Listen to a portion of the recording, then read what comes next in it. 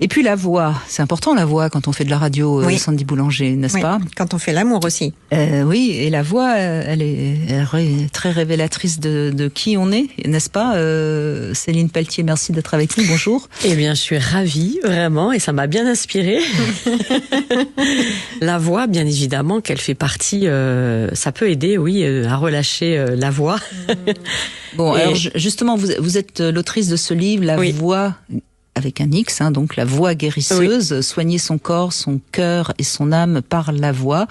C'est aux éditions Erol, et donc justement vous allez nous en parler de cette voix et de cette pratique que vous faites avec vos patients et vos patients.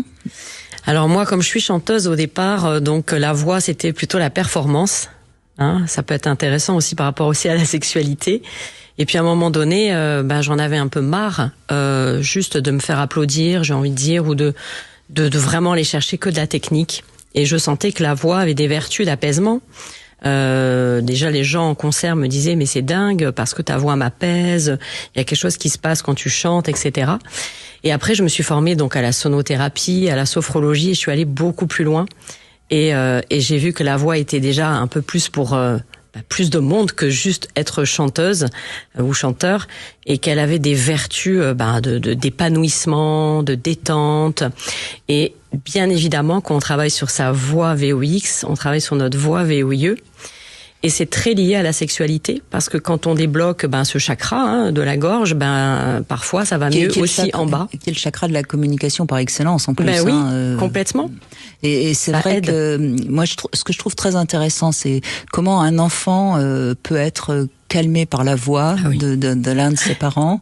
Moi j'ai des chiens, comme le sait Sandy, et c'est extraordinaire comment l'intonation va faire que je le voyais aussi avec les chevaux, mais c'est pareil avec les enfants, parce que les enfants sont très proches de l'animal dans ce sens-là. Parce que c'est la vibration. C'est un timbre, c'est une fréquence. Et moi qui ai pris un petit peu des cours de chant pour enregistrer quelques chansons, ça a été une épreuve terrible pour moi. Je me suis rendu compte aussi comment notre voix nous renvoie à nos blessures d'enfant. Complètement. Vous êtes d'accord? Et vous le dites d'ailleurs. Ce qui se passe, c'est que la voix, c'est un super moyen de communication. Il n'y a pas que celui-là, mais en tout cas, c'est quand même. Et puis il relie le corps, l'esprit. Mais souvent, il y a beaucoup eu de blessures, de croyances. Tais-toi, tu parles trop fort. À l'époque, souvent, t'as une voix criarde. T'as une voix criarde de casserole. Et d'ailleurs, en ce moment, on critique beaucoup les voix des femmes, par exemple, parce qu'elles seraient moins. D'abord, elles portent moins. Dans une réunion où il y a des hommes et des femmes, souvent la femme a plus de mal à s'exprimer, à s'affirmer, etc. Enfin, c'est très très intéressant. Quand on s'exprime en parlant, ou même, alors là en chantant encore plus, on est à nu. Même si on est habillé, et c'est pour ça que les gens des fois pleurent ou n'osent pas, parce que on peut pas mentir en chantant. En parlant non plus, mais en chantant quand même, on est vraiment à nu. Et moi, j'adore faire chanter des gens qui ont jamais exploré leur voix et qui se découvrent à travers cette voix. Et ça aide énormément. Le but de votre livre, La voix guérisseuse, c'est de montrer à quel point travailler sur sa voix peut permettre de se sentir mieux, de s'affirmer en tant qu'être.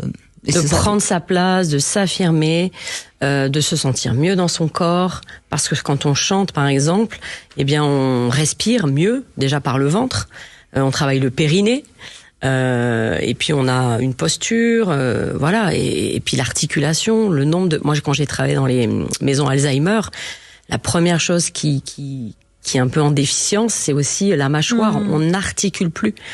Les gens donc la bouche, le côté d'articuler, de la sensualité aussi, C'est tout ça, quoi. C'est beaucoup de choses, la voix, en fait. Mais est-ce que c'est pas finalement par la respiration qu'on améliore sa voix? Ah oui. Alors, en fait, moi, avant que je travaille, je dirais ici, je demande aux personnes vraiment comment tu respires, comment tu es dans ton corps, les émotions, les sensations, la détente. Et après, on verra la voix. Parce que si le diaphragme est un peu bloqué, de toute façon, la voix, elle va être un peu trop haute, un peu mal posée. Complètement. Et on entend, maintenant j'arrive à entendre quand une personne dit oui, je vais très très bien, mais en fait sa voix, on sent que c'est bloqué. Je me dis tiens, je comprends sa vibration, j'entends plus que ces mots à la personne. Et alors c'est rigolo parce qu'à un moment vous vous dites que la voix c'est le miroir de votre âme. Ouais. Et moi je sais que puisque je travaille beaucoup grâce à ma voix depuis plus de 20 ans, et je ne sais plus quand j'avais écrit dans le dictionnaire de la radio, j'avais dit si les yeux sont les fenêtres de l'âme, la voix est la porte de l'âme. Et c'est un peu ce que vous dites aussi dans votre livre. Complètement. C'est tellement révélateur de beaucoup de choses, de notre être profond en fait.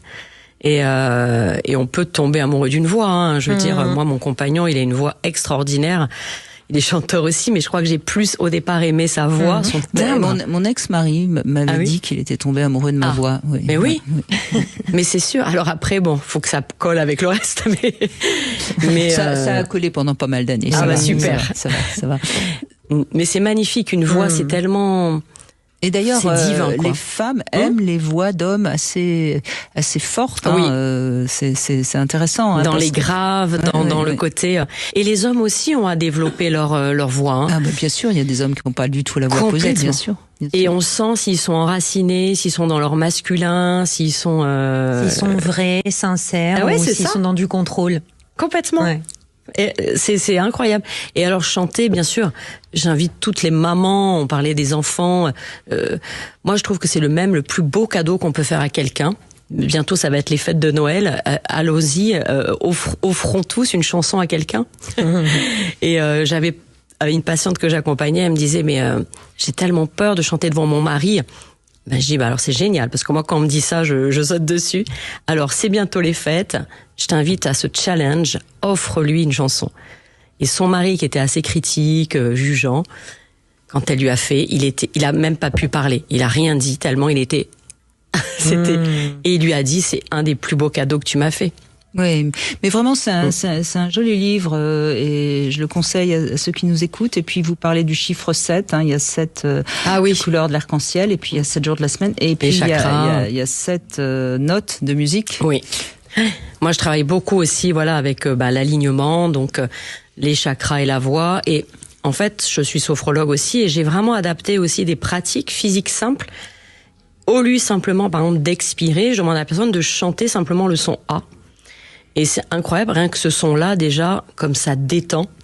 Moi, je vois vraiment des transformations. Une petite anecdote, une dame de à peu près 70 ans qui dit, voilà, je viens travailler avec vous parce que mon mari, j'arrive pas à en placer une, quoi. Ça fait des années. Je dis, oui, je comprends. Il serait temps, oui. Il serait temps. Je suis passée par là aussi, mais j'ai peut-être un peu plus tôt. Et on a travaillé sur la parole, l'expression de soi, etc. Et je lui dis, surtout, donnez pas mon téléphone parce que ça va bouger. Votre mari, je pense qu'il va être un peu stressé, et c'est vrai que ça bouge les lignes.